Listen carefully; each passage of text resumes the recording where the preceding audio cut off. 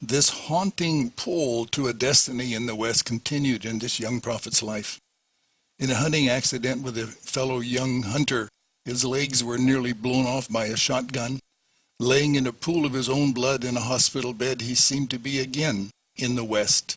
A huge cross appeared, and then a sequence developed that ended up producing Christ.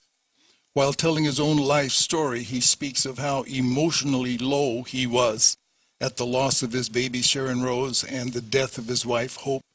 Exhausted from work, he came home, fell asleep. There was a prairie schooner, an old covered wagon with a wheel broken, symbolizing his own broken family. There also was another surprise, one of the prettiest blonde-headed, blue-eyed young ladies he has ever seen, and as he walked up to her, she called him Dad. What is this?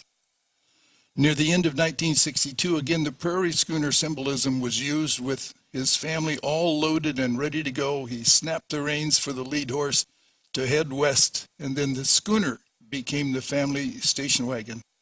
It was time to forsake all he had called home in Jeffersonville, Indiana, and move west. Dream is becoming reality. Brother Branham spoke about all this in the sermon, Is This the Sign of the End, Sirs? December 30th, 1962. He shared with his congregations something great was about to happen. 6 different people at Branham Tabernacle had all shared their dream to Brother Branham. They so linked together, he felt he dare not even tell each of them what it meant. There was 6 dreams, and now the 7th is a vision to William Branham himself. First, a formation of little bitty birds, only an inch or so long. They looked so battle-scarred, he called them little veterans. And then bigger birds, doves. And then coming from eternity in the twinkling of an eye, a group of angels came to meet him. A further, an ongoing, an advance in the ministry is at hand. All of you seen it around the world.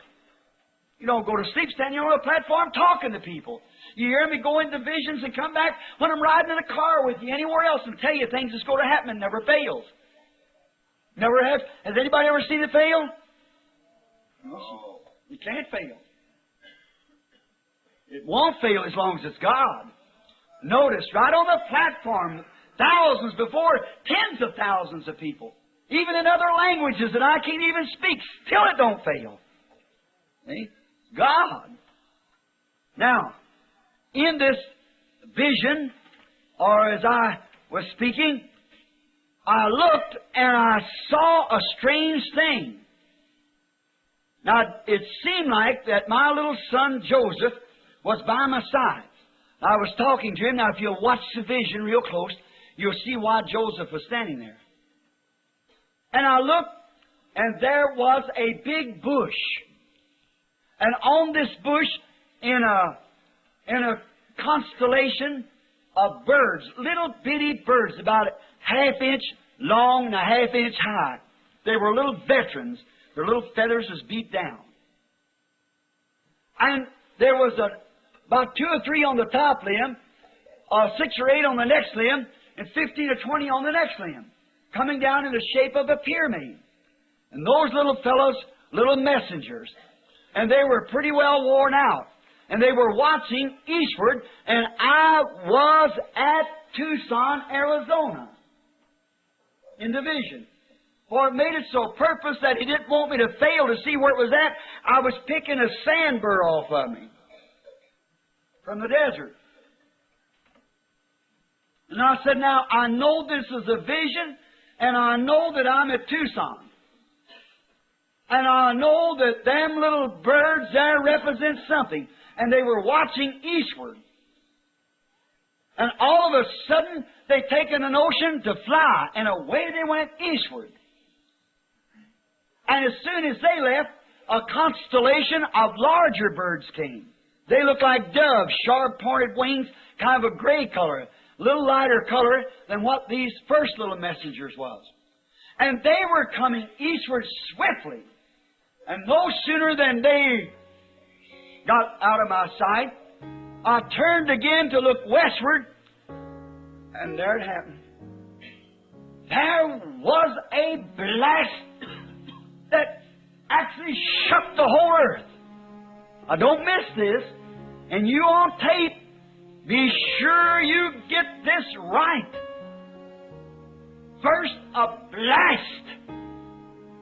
And I thought it sounded like a sound barrier, what you call it when planes cross the sound and the sound comes back to the earth.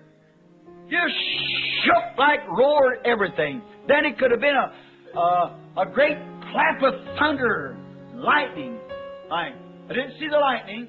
I just heard that great blast that went forth. It sounded like it was south from me, towards Mexico. But it shook the earth. And when it did, I was still looking westward and way off into eternity. I saw a constellation of something coming.